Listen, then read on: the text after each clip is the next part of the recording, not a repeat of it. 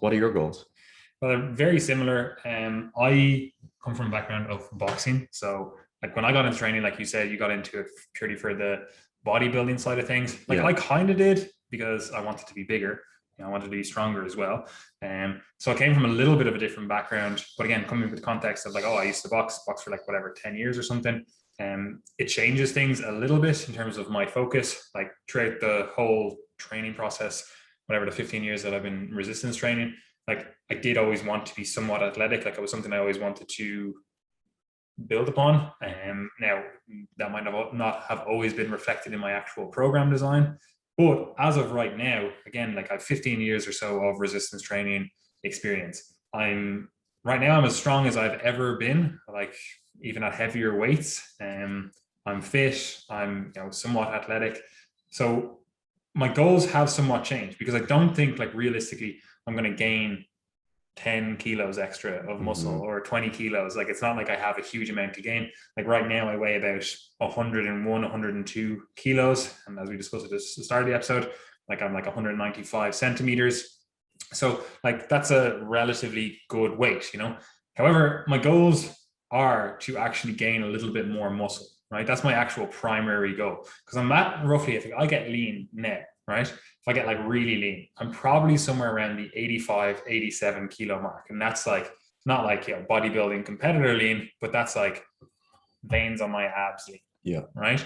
So I kind of want to, there's a 92 kilo class in jiu-jitsu. So I'm kind of like, look, in my mind, I'm like, why don't I try to be as muscular and as lean as possible at that 92 kilo class?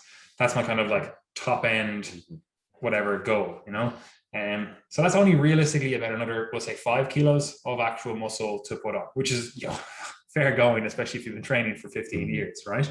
So I have 5 kilos of muscle to gain. So I am 30 in January, right? So in my mind, I'm like, look, we have until I'm about 35. That's when I'm like, look, if I haven't got to that big or whatever by 35, I'm just gonna, give up on that goal. That goal is just not achievable. It maybe becomes a very much a background goal, right?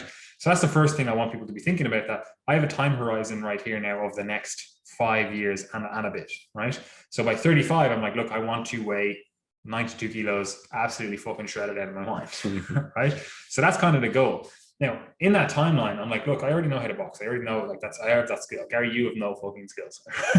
So in my mind, I'm like, look, I don't actually have as much of an impetus to be really hyper-focused on jiu-jitsu, right? I already have we'll call it the mindset, if you will. You know what I mean? Like, it's like, I know what I need to focus on. Like, you're still learning that because you don't have the context of a different martial art. So I'm like, I know what I have to focus on to be better. And like right now in jiu-jitsu, it's just, I want to become untappable, right? I want to be like, frustrate the fuck out of people when they're trying to do anything to me, right? Because ultimately, I think that's the best approach. It's basically the Floyd Mayweather approach. Just fucking dance around, avoid getting touched even, and then when people get frustrated or tired, that's when you fucking strike, right? So that's my kind of approach to jiu-jitsu. I'm like, I want to be able to do all the submissions. Yeah, that's cool. That's obviously the point of it, but I want to become untappable. I want people to be like, you are the most fucking frustrating person to roll with because they can't get anything off. And I don't want to just be that in the case of like, oh, I just like lay there. You see people like literally just like, obviously like I'm 100 whatever kilos. Like if I'm on top of you, even if you're in a similar weight class, like it's still 100 kilos laying on top of you. I don't want to be like that. I want to be actually like doing stuff, right?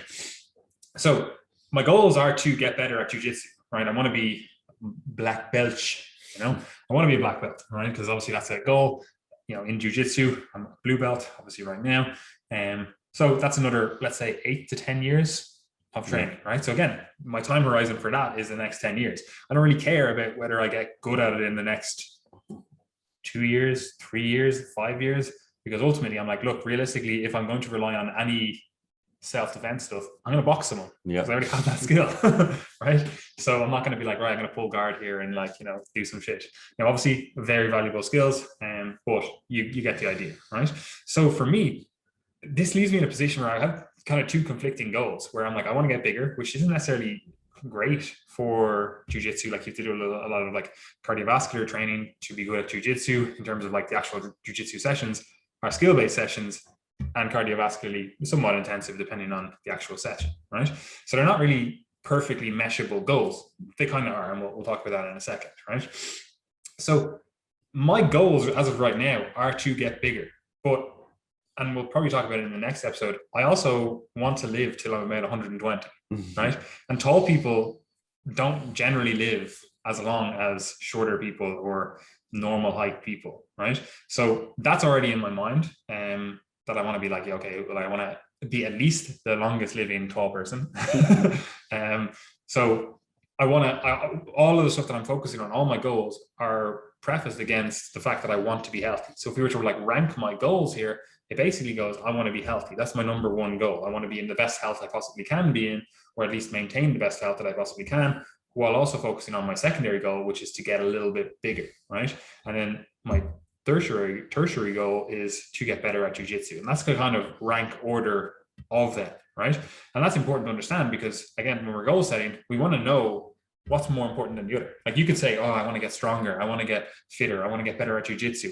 But if you don't know which is the most important for you, you're not going to make good training decisions. You're not going to make good program design decisions because you're going to be like, oh, I need to focus on this, I need to focus on that, and this and that and that. And like, what happens if you're supposed to have, I don't know, 2 training sessions a day or 5 training sessions a week, and you're like, oh, actually something has come up, so I can't get those sessions. How do you prioritize which ones you're going to get rid of, right?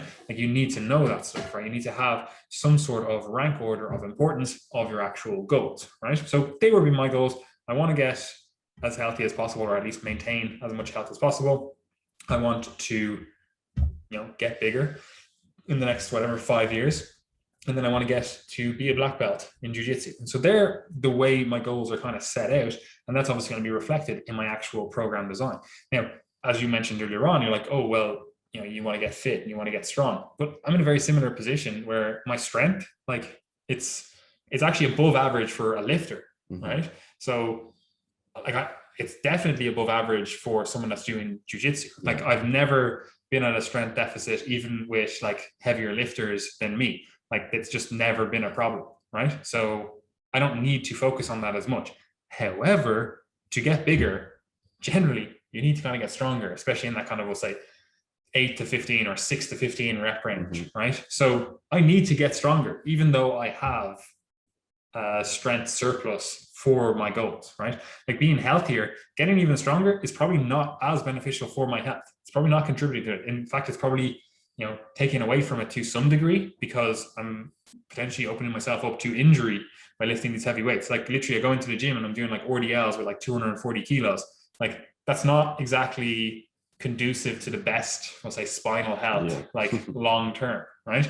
So that is something to be aware of, that I am compromising on that somehow in some ways, but I'm okay with that trade-off because it's not a huge trade-off in my eyes, right? Now, maybe when I'm 60 and I'm fucking hobbling around or something, I'd be like, really wish I fucking didn't do that. But ideally that won't happen, right? So I need to get stronger to facilitate my getting bigger goals, right?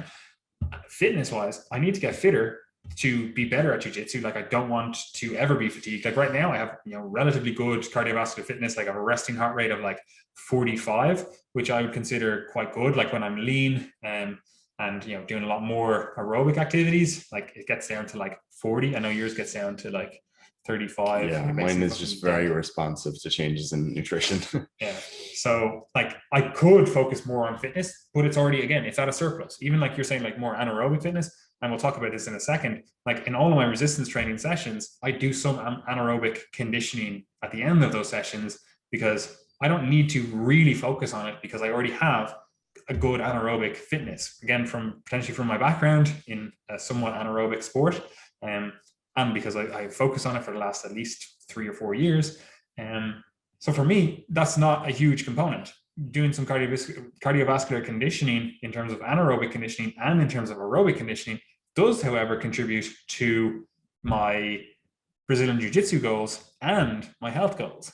But it probably detracts a little bit from my getting fucking massive goals, right? So as you can see here, when you actually sit down and you go through your goals, there is a bit of a complex web that goes on, where we're kind of like, these are competing, these are synergistic, and like how are you going to organize all of this to achieve all of these seemingly divergent goals, right?